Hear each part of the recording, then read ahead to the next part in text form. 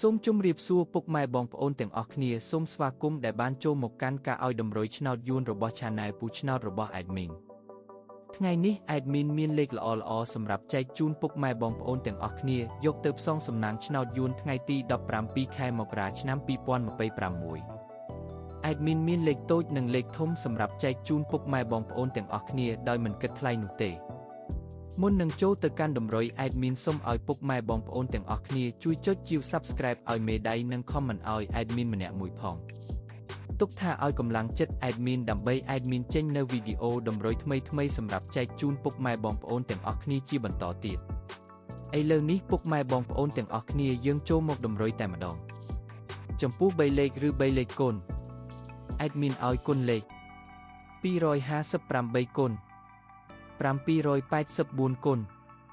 329គុណចំពោះពីលេខឬលេខតូចប៉ុស្តិ៍ ABCD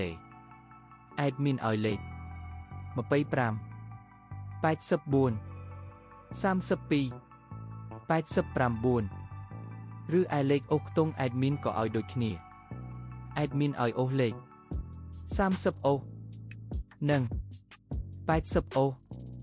ឥឡូវនេះតម្រុយរបស់យើងបានដល់ទីបញ្ចប់ហើយ Admin សូមជូនពរពុកម៉ែបងប្អូនទាំងអស់គ្នាដែលបានយកលេខតម្រុយ Admin ទៅចាក់ផ្សងសំណាង Admin សូមជូនពរឲ្យចាក់ត្រូវទាំងលេខតូចនិងលេខធំហេងលុយចូលទាំងអស់គ្នា